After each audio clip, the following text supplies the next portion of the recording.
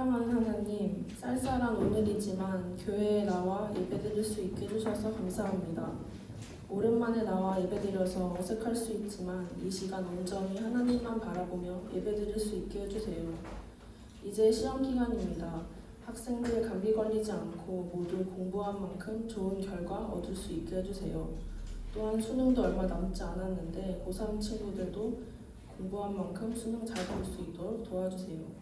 오늘 말씀 전하시는 목사님께도 성령 충만함 있을 수 있게 해주세요. 감사드리며 예수님 이름으로 기도드립니다.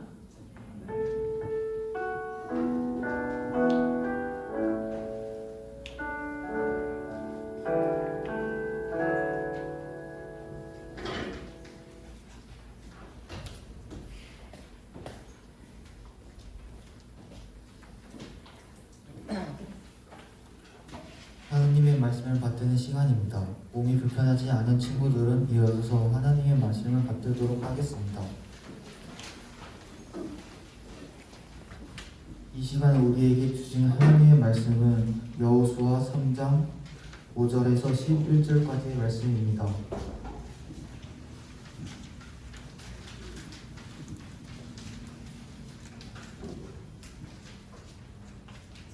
다 찾으신 줄로 알고 제가 봉독해 드리겠습니다. 하나님의 음성으로 들으시기 바랍니다. 여호수아가 또 백성에게 이르되 너희는 자신을 성결하게 하라. 여호와께서 내일 너희 가운데 기이한 일들을 행하시리라. 여호수아가 또 제사장들에게 말하여 이르되 언약궤를 메고 백성이 앞에 앞서 건너라. 하매 곧 언약궤를 메고 백성 앞서 나아가니라. 여호와께서 여호수아에게 이르되 내가 오늘부터 시작하여 너를 온 이스라엘 목전에서 크게 하여 내가 모세와 함께 있었던 것 같이 너와 함께 있는 것을 그들이 알게 하리라. 너는 언약궤를 맨 제사장들에게 명령하여 이르기를 너희가 요단 물가에 이르거든 요단에 들어서라 하라. 여호수아가 이스라엘 자손에게 이르되 이리 와서 너희의 하나님 여호와의 말씀을 들으라 하고 또 말하되 살아계신 하느님이 너희 가운데 계시사 가나안 족속과 헷 족속이 히위 족속과 브리스 족속과 기르가스 족속과 아모리 족속과 여부스 족속을 너희 앞서 반드시 쫓아내실 줄을 이것으로서 너희가 알리라. 보라온 땅의 주의 언약궤가 너희 앞에서 요단을 건너가니 아멘.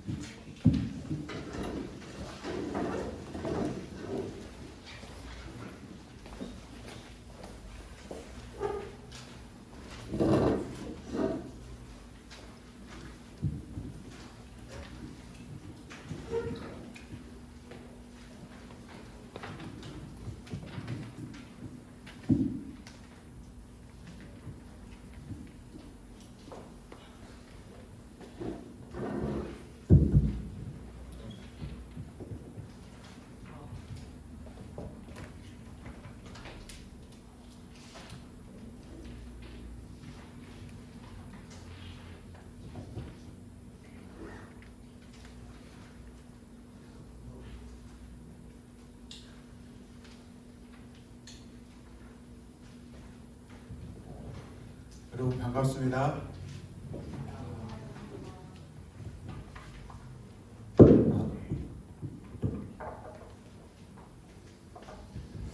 여러분 얼마 만에 보는 거죠? 2달 정도 된 것 같아요. 코로나 때문에 비대면 예배로 바뀌고 2달 만에 여러분을 또 처음으로 보는 것 같습니다. 여러분 보고 싶었습니다. 우리 옆에 사람 보고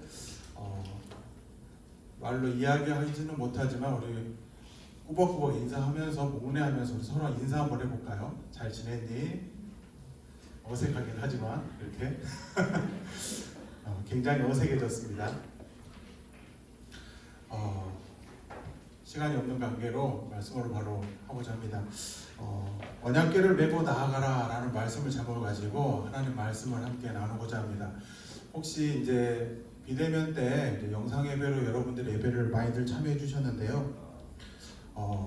지금 3주째죠. 3주간에 걸쳐서 이 도전이라는 주제로 하나님 말씀을 나누고 있습니다. 지난주에 말씀을 한번 생각해 보면 도전하라였어요. 도전하라.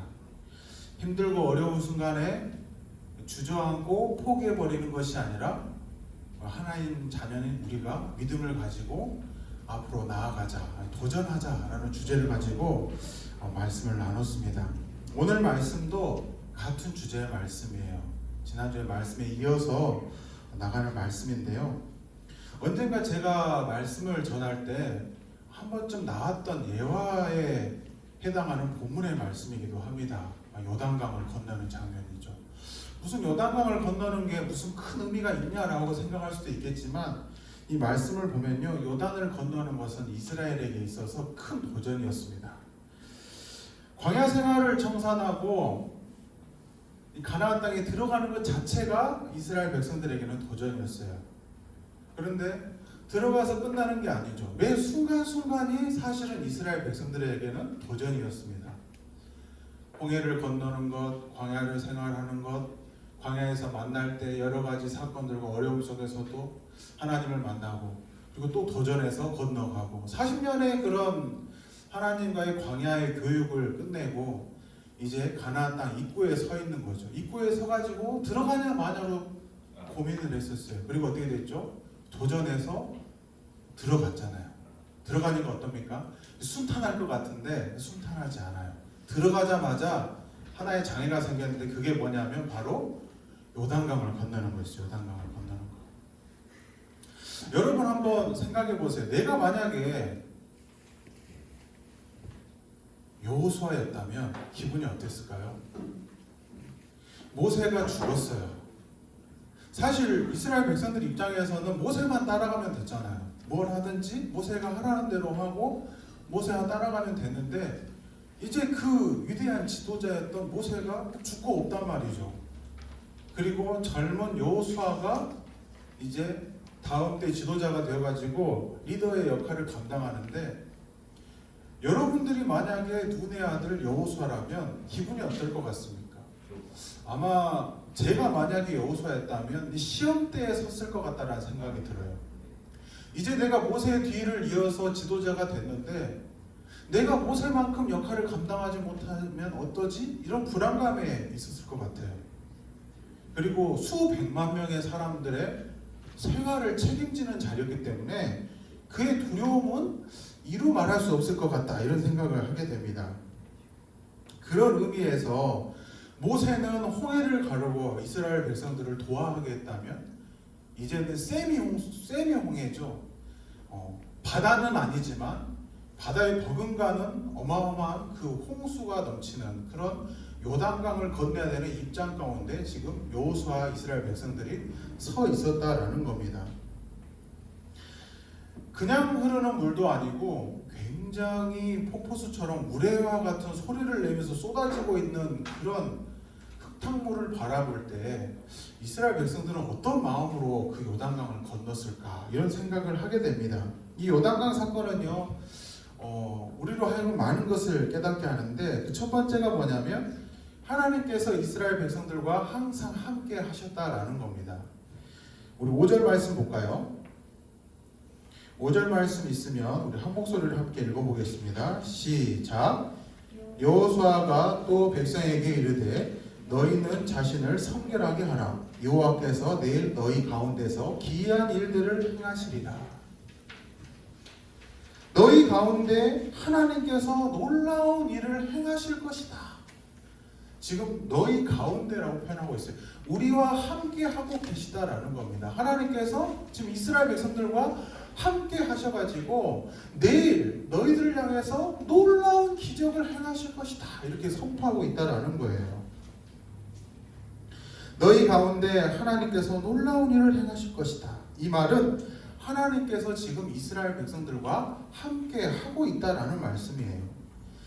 14절과 15절의 말씀에 보면 요단강이 건넜던 시기에 대해서 이렇게 언급하고 있습니다.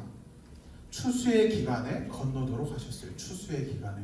그때가 언제냐면 1년 중에서 요단강 물이 가장 높은 시기예요. 본래 요단강은요 수심이 굉장히 낮은 하천이에요. 하천. 뭐 우리가 생각할 때 쪽대 들고 가서 물고기 잡을 수 있을 정도로 굉장히 수심이 낮은 강입니다. 그런데 이 추수 때 4에서 5월 달에 해당하는 이 추수의 기간 때는요 수심이 어마어마하게 상승을 합니다. 그래서 그 근처에 있는 언덕을 뛰어넘어서 물이 흘러 넘쳤다 이렇게 표현하고 있어요. 저도 이 요단강에 가봤는데요. 실제로는 제 무릎보다 살짝 높은 정도의 강입니다. 그래서 그 메마른 시기에 가면 강이 아니라 무슨 또랑 같아요. 또랑. 그런데 그 요단강이 비가 오는 시기에 추수의 시간이 되면 어떻게 됩니까? 어마어마한 수심으로 물이 넘치는, 사람들이 보기만 해도 겁이 나는 그런 강으로 돌변한다라는 거예요. 이 시기에는요 헐몬산에 있는 만년설이 녹기 시작하고 비가 내리면서 이 장마 시기가 겹치면요 어마어마한 물로 불어납니다. 그래서 대다수의 그 지역에 사는 사람들은요 이 시기에는요 강을 건널 엄두조차 나지 않았어요. 그래서 강을 건너려면 이 시기가 끝난 다음에 비로소 강을 건넜다고 합니다. 제가 올해였죠. 올해 유독 태풍도 많이 왔고 장마도 기간이 굉장히 길었습니다. 그래서 여름이 굉장히 짧게 느껴졌잖아요.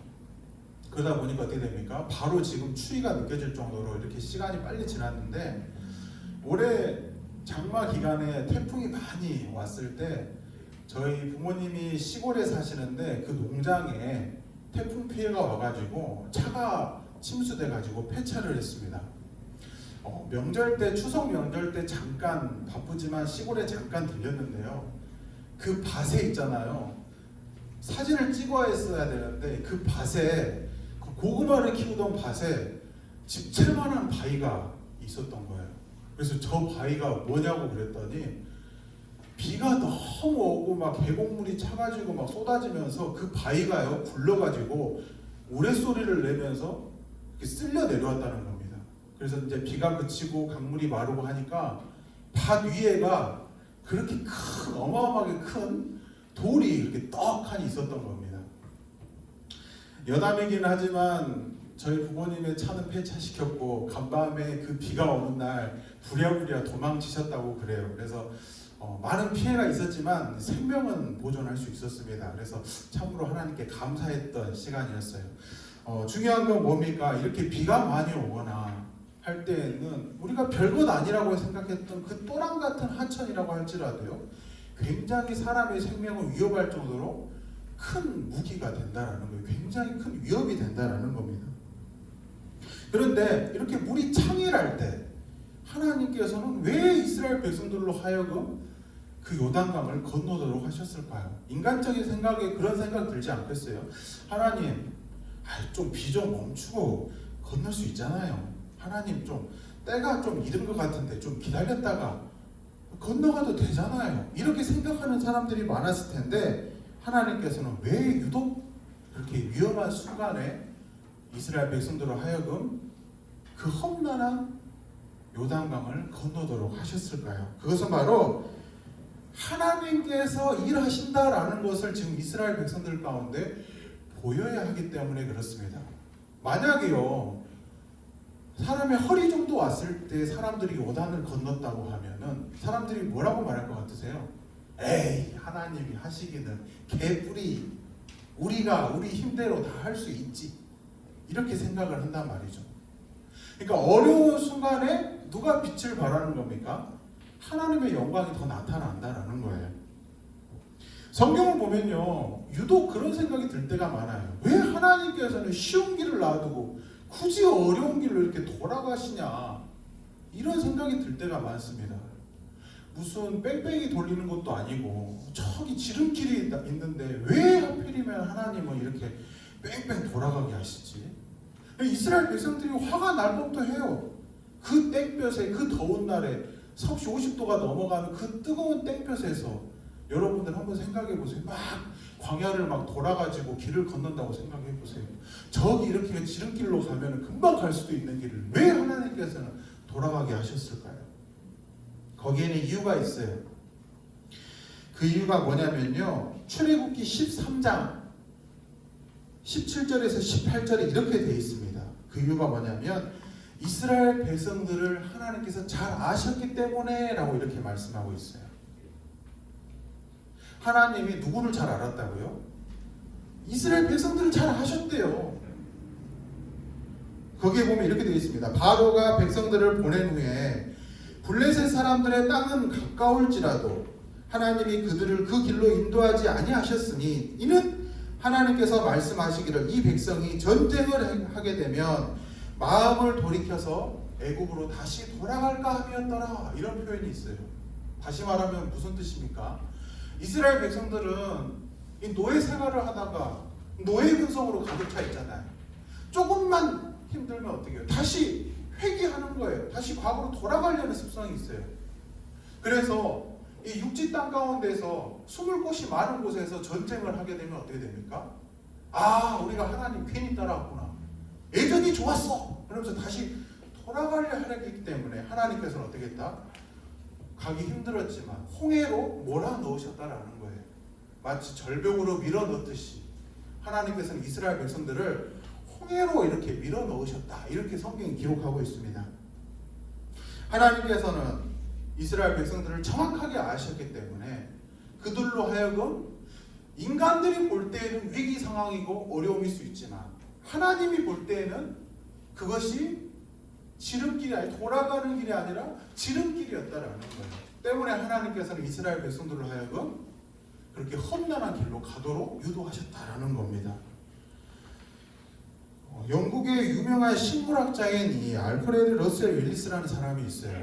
우리는 곤충학자, 식물학자 그러면 누가 떠오르죠? 파브르를 떠올릴 수 있는데 이 윌리스라는 사람이 나비가 부화하는 장면을 관찰할 때가 있었어요.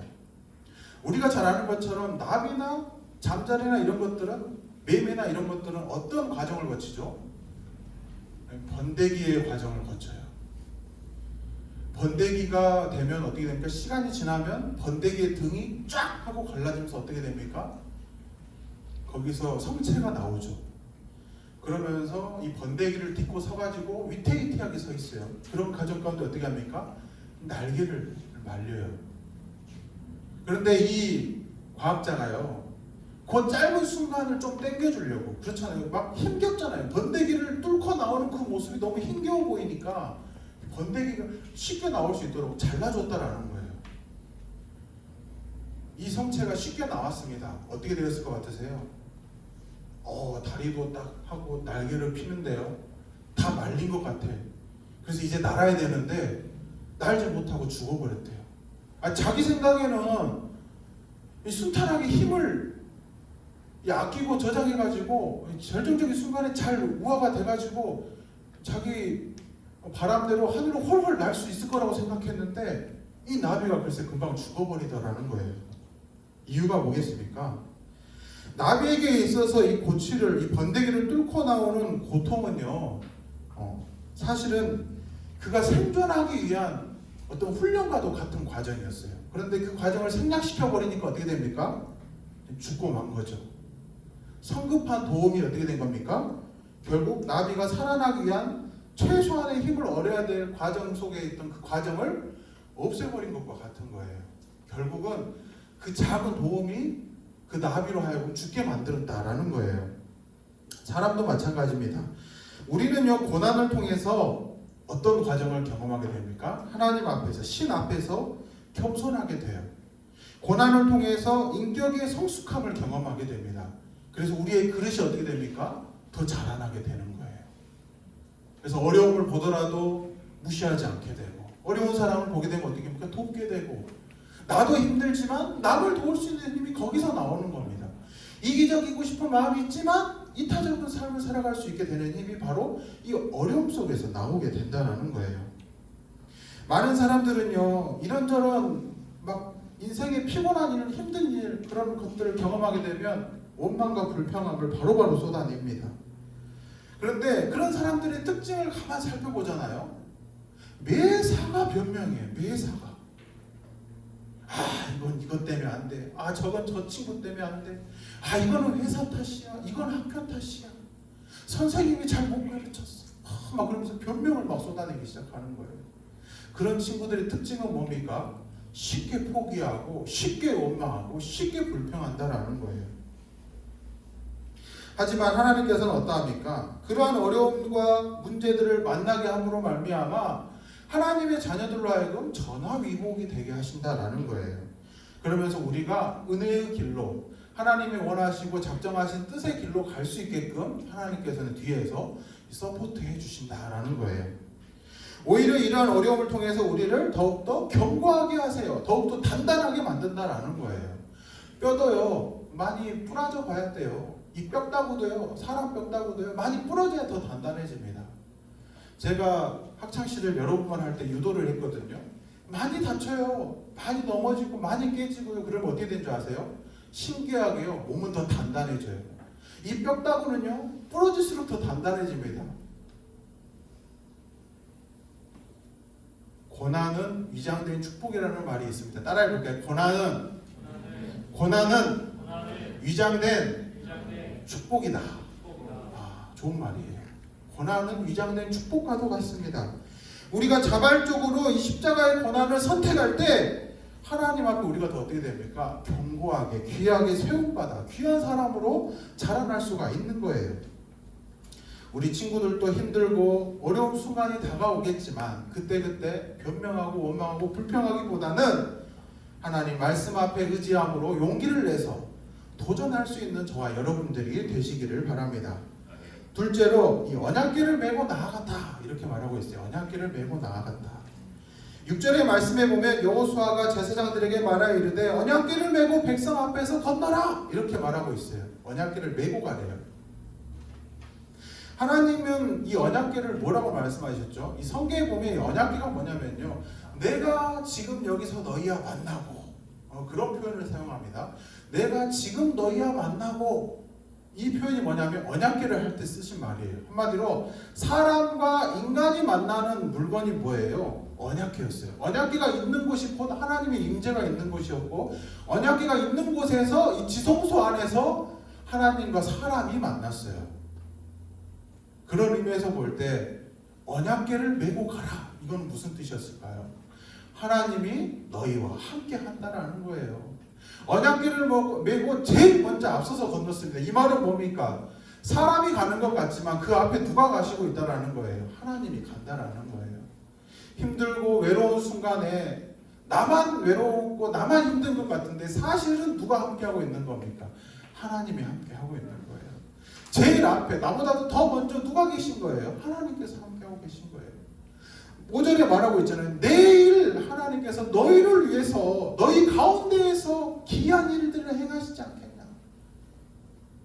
하나님께서 이스라엘이 가실 그 길 앞에 미리 작정하시고 계획하신 대로 기이한 일, 그 기이한 일이 뭐겠어요?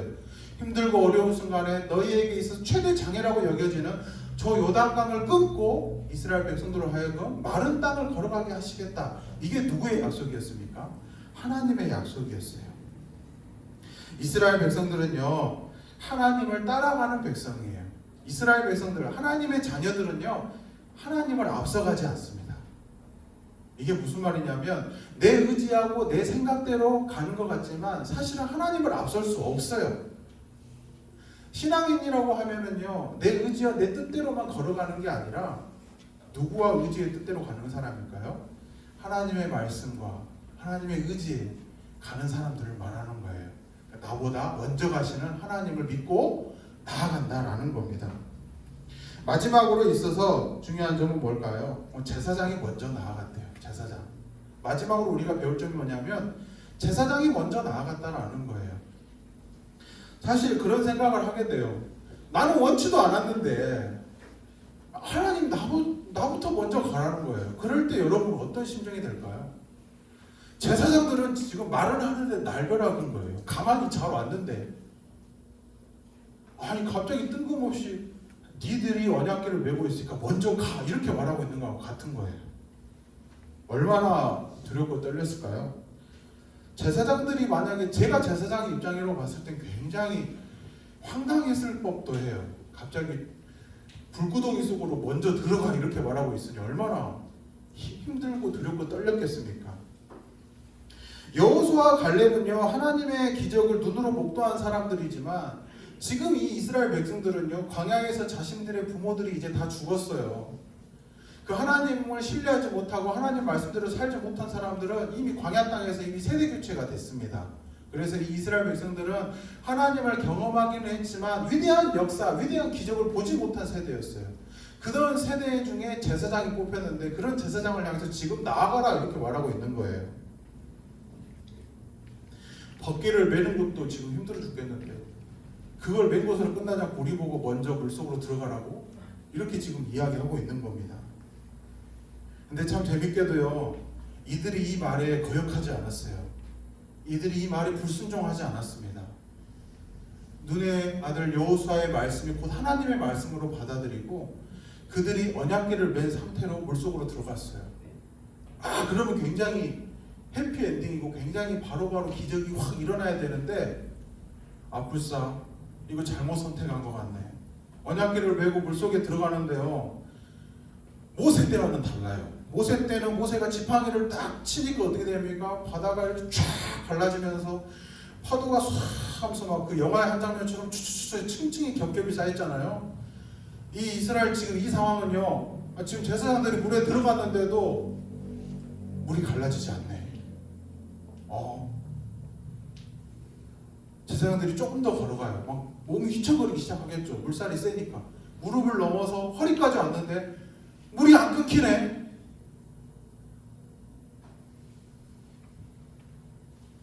휘청휘청하고 언약궤도 빠질 것 같고. 이스라엘의 역사책, 그러니까 이야기 해설책에 보면, 미드라시라는 해설책에 보면 이렇게 돼 있어요. 그들이 물속에 다 잠길 때쯤 이렇게요. 언약궤만 수면 위로 나올 때, 그러니까 한마디로 물이요, 이 목구멍을 넘어가지고 이 콧구녕, 최후의 숨이라고 하는 콧구녕을 넘어가지고 이제 머리에 닿게 되었을 때, 정수리에 닿았을 때 비로소 물이 멈췄다 이렇게 이야기하고 있어요. 재밌죠? 아니 굳이 그런 것까지 쓰지 않아도 되는데 그냥 물만 갈라졌다고 하지 왜 이렇게 세세토록 이렇게 기록해놨을까?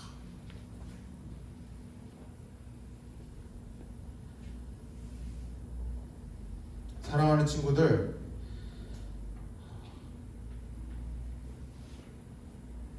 모글대를 넘어서 이스라엘 백성들이 느꼈을 때 데드라인이라고 생각하는 그 지점에 왔을 때야 비로소 기적이 일어난 것을 볼 수가 있습니다.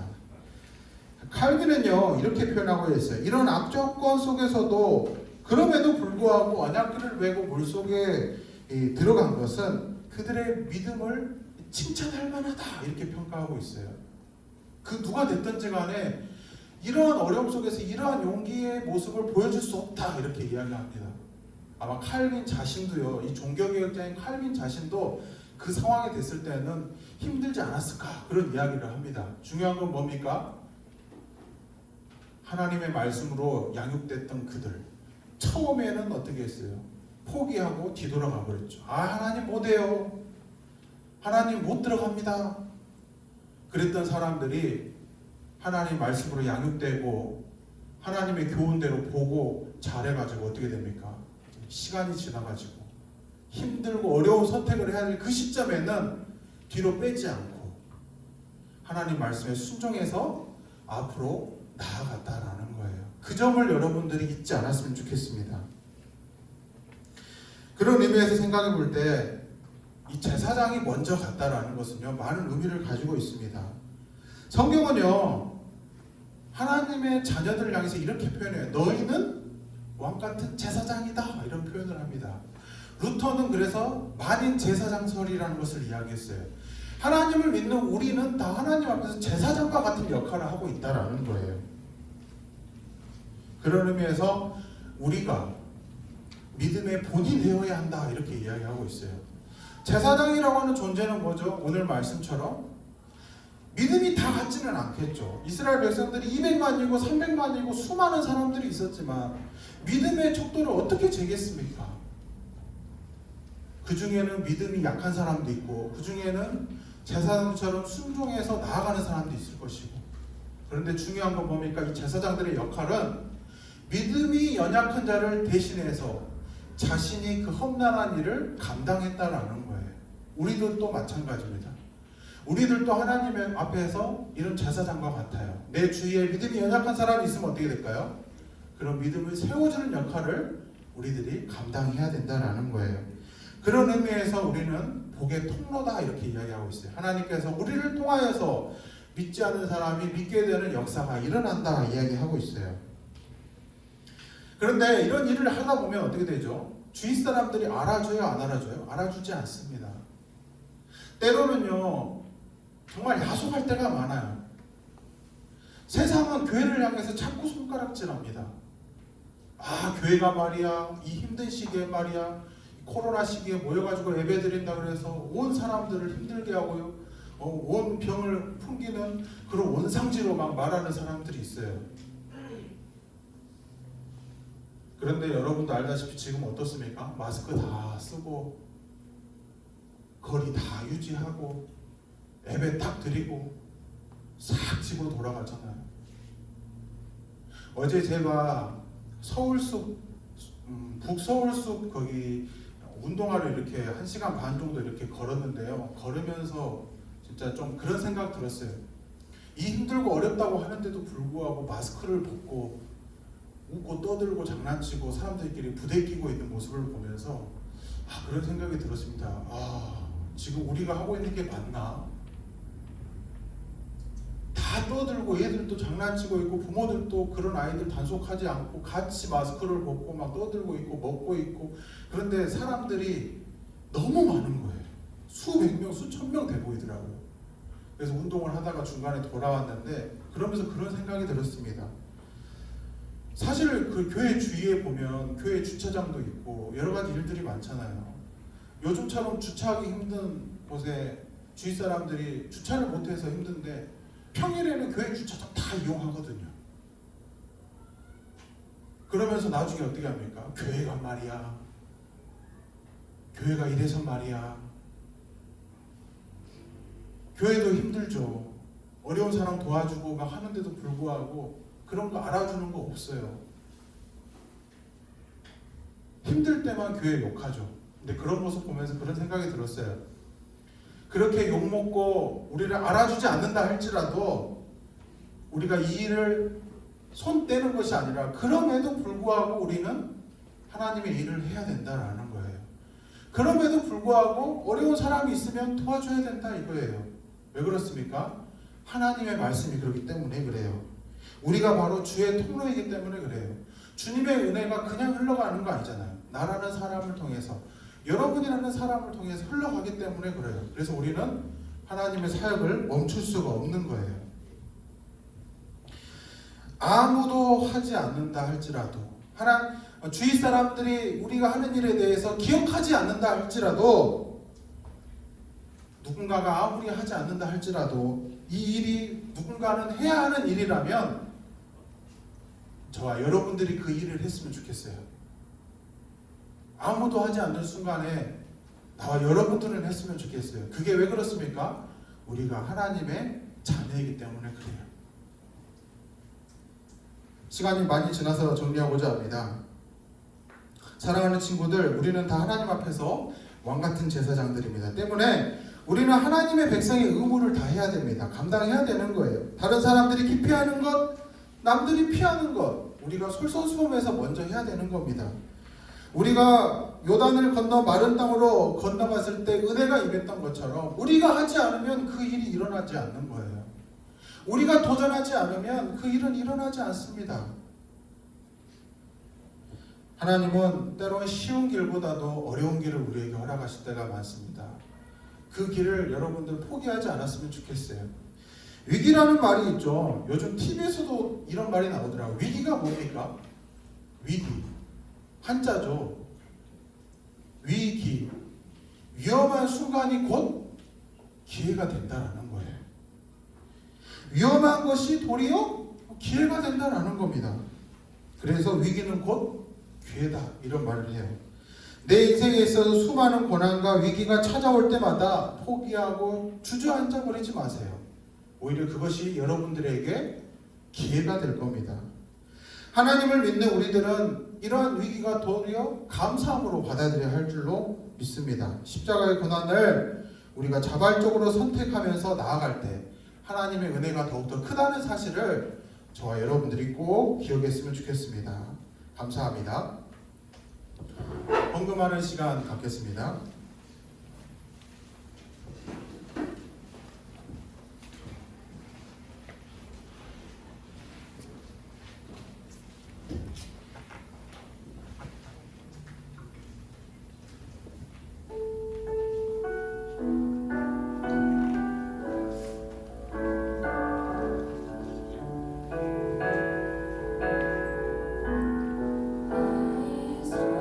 대신 주 주를 바라봅니다.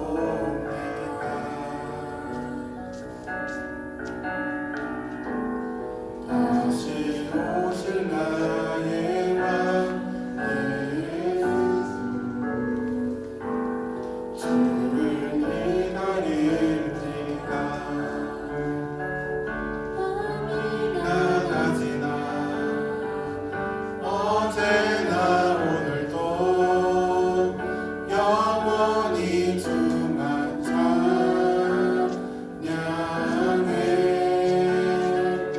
괴롭고 슬플 때 낭만하여 넘어져도 언제나 주만 찬양하겠네.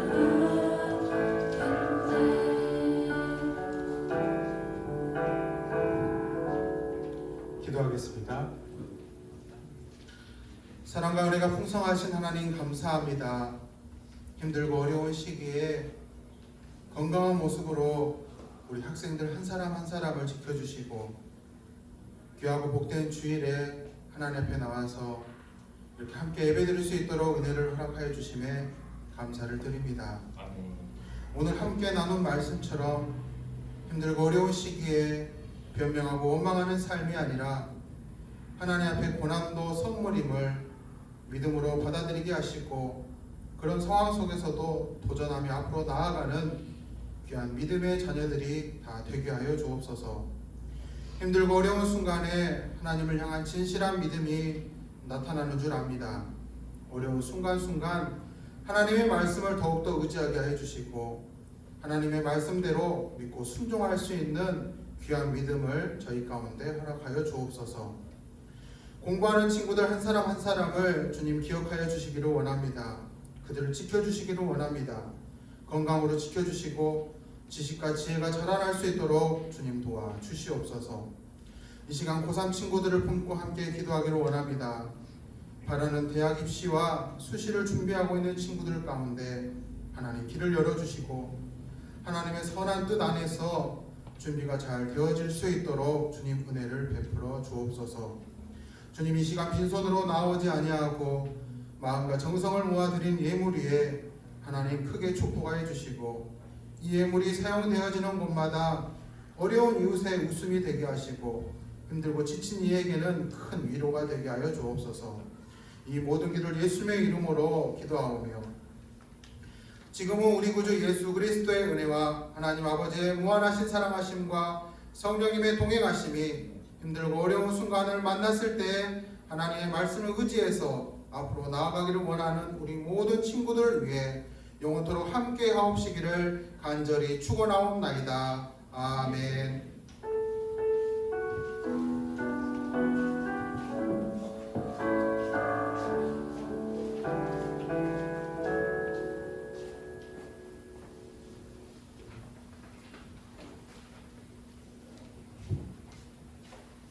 네, 오랜만에 또 광고 시간이 왔네요.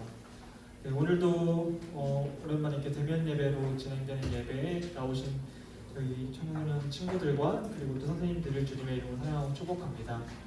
네, 오늘은 광고 내용이 많지는 않고요. 저희가 이제 교회에서 매년 11월 달에 이제 다니엘 기도회가 진행이 되고 있어요.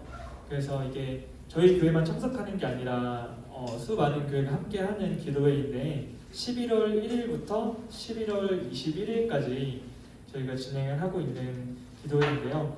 이게 찬양도 하고 그리고 뭐 말씀과 간증도 듣고 또 기도로 하는 시간인데 친구들은 이제 시간이 되는 친구들은 8시에 이제 교회에 와서 함께 참여하면 좋겠지만 만약에 또 시간이 어려운 친구들은 그 유튜브에 다니엘 기도회로 실시간으로 생중계도 하고 그리고 또 올라오기도 하니까 그 참석해서 네, 또 은혜의 시간 함께 가졌으면 좋겠습니다. 네, 그리고 그 형영이 선생님께서 저희 이거 마스크 목걸이 있잖아요.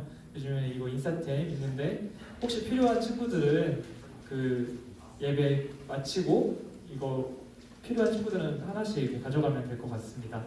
네, 그리고 저희 특별한 광고 사항은 없고요. 아직은 이제 대면 예배만 허용되고 이제 또 모임이나 이런 건 허용되지 않아서 셀 모임은 없고 또 다음 주에 건강한 모습으로 봤으면 좋겠습니다.